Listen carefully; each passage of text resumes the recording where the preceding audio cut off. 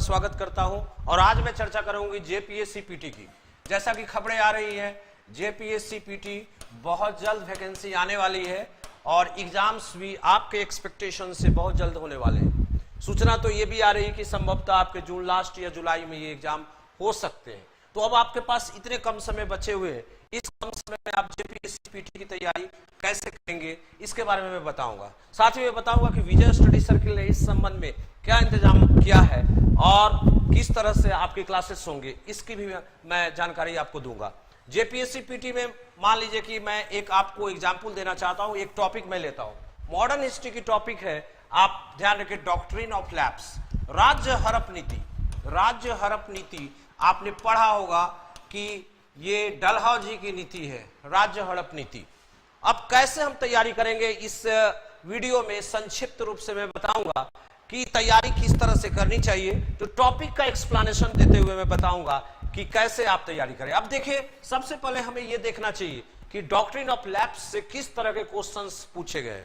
अगर आप doctrine of lapse से जाएंगे, जो टाइप ऑफ क्वेश्चन, तो आपको 2-3 तरह के क्वेश्चन जेपीएससी में पूछे जाते हैं या कोई भी स्टेट विशेष में पूछा जाता है। सबसे पहले ये नीति किसने दी, ये तो डलहौजी द्वारा दी गई ये नीति। दूसरी बात कि ये राज्य हड़प नीति किस पर लागू होती थी, किसके लिए ये नीति थी, इसका क्या परिणाम हुआ।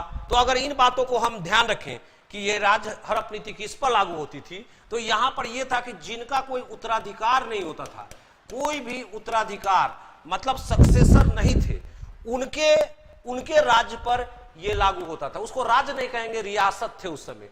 जिन रियासत के राजाओं के कोई संतान, पुरुष संतान नहीं होता था, उनको राज्य हड़प नीति के अंतर्गत ईस्ट इंडिया कंपनी अपने साम्राज्य में मिला लेती थी। यही थी राज्य हड़प नीति। अब देखिए, 2 हो गए। तीसरे प्रकार के क्वेश्चन आते हैं कि किन किन रियासतों को इसके अंतर्गत मिलाया गया। पहली रियासत कौन थी जिसको मिलाया गया, अंतिम रियासत कौन थी। तो जैसे टोटल 7 रियासतों को मिलाया गया, सतारा, जैतपुर, संभलपुर, आप देखें उदयपुर, बघाट, झांसी, ये सब आपको मिलाया गया और सबसे लास्ट में मिलाया गया नागपुर को। तो अब देखिए, एग्जाम के जो पैटर्न होते हैं, जैसे एक बार जेपीएससी में पूछा था उदयपुर के बारे में कि इसको मिलाया गया किस नीति के तहत, तो ये 7 को मिलाया गया। सबसे पहले किसको मिलाया गया, तो देखिए ये बातें किताबें में लिखी होती है, लेकिन जब आप क्लासरूम में जाएंगे तो सबके पढ़ने की एक टेक्निक होती है। अगर पूछे कि सबसे पहले किसको मिलाया गया, तो 100 से सबसे पहले और 100 से सतारा। सबसे लास्ट में किसको मिलाया गया, तो 9 से नागपुर, 9 से अगर आप एन पर जाएंगे इंग्लिश में तो 9 यानी खत्म हो गया, 9 नागपुर अंत और सतारा क्या हो गया, शुरू। अब किसने ये नीति लाई, आपको बताया कि डलहौजी ने। ये नीति क्या थी, तो आप देखिए कि जिनके उत्तराधिकार नहीं होते थे उनको राज्य में मिला लिया जाता था। लेकिन यहां पर एक और चीज है, यह जानकारी सभी सामान्य किताबों में है, लेकिन एक इंफॉर्मेशन अगर आपको पूछ दिया जाए वो सभी किताबों में आपको नहीं मिलेगा। जैसे रियासत तो 600 से ज्यादा थे, मोर देन 600। तो डलहौजी ने क्या किया, इस नियम को लाने से पहले रियासतों का क्लासिफिकेशन किया, वर्गीकरण। किस तरह से, पहला कैटेगरी में रखा, फर्स्ट में, जो रियासत कभी भी किसी के अधीन नहीं थे, neither under Mughals nor Maratha, वो रियासत जो हमेशा स्वतंत्र रहे, वो फर्स्ट कैटेगरी में। दूसरे कैटेगरी में वो रियासत थी जिसने कभी मुगलों की अधीनता स्वीकार की या किसी अन्य की, मराठा की, ये हो गया द्वितीय, यानी वो अर्ध स्वतंत्र रहे। और तृतीय कैटेगरी में वो थे जिसकी स्थापना अंग्रेजों ने की, जिसकी स्थापना, रियासत की स्थापना अंग्रेजों ने की। डॉक्ट्रिन ऑफ लैप्स किस पर लागू किया गया, ये आपके एग्जाम में ऑब्जेक्टिव में बराबर पूछता है। डॉक्ट्रिन ऑफ लैप्स 3rd पर पूर्णतः लागू किया गया कि जिसकी स्थापना अंग्रेजों ने की है उनके यहां कोई उत्तराधिकार नहीं होगा, अंग्रेज उनको मिला लेंगे। ये हो गया 3rd। सेकेंड के बारे में कहा कि रियासत हमसे पूछ करके गोद ले सकते हैं, पूछ करके कि अगर हम अनुमति दे देंगे तो दे देंगे। फर्स्ट कैटेगरी में कहा कि हम हस्तक्षेप नहीं करेंगे क्योंकि ये हमेशा स्वतंत्र रहे। तो ये इनर वाले मामले भी आपको जानने होंगे। तो आप इतने कम समय में आप कैसे इन तथ्यों को समाहित कर सकते हैं। ये तो मैंने एक एग्जाम्पल दिया हिस्ट्री का, आपको पढ़ना है इकोनॉमी, आपको पढ़ना है पॉलिटी, पब्लिक एडमिनिस्ट्रेशन, आपको साथ ही साथ पूरा पेपर 2 पढ़ना है जो झारखंड है, आपके साथ आपको करंट इवेंट्स को देखना है, इकोनॉमिक सर्वे झारखंड का पढ़ना है। तो इतने कम समय में, और अगर आप पहली बार दे रहे हैं एग्जाम, या मान लीजिए आप दूसरी बार भी दे रहे हैं, तो ऐसी स्थिति में आप पहली बार क्लिक नहीं किए पीटी, तो आप कैसे क्लिक कर पाएंगे? तो आप हमारे क्लासेस को ज्वाइन कीजिए। आप 2 तरह से हमारे क्लासेस को ज्वाइन कर सकते हैं। पहली बात तो अपनी संस्था के बारे में बता दें, विजय स्टडी सर्किल 20 सालों से लगातार क्वालिटी वाइज एजुकेशन दे रही है।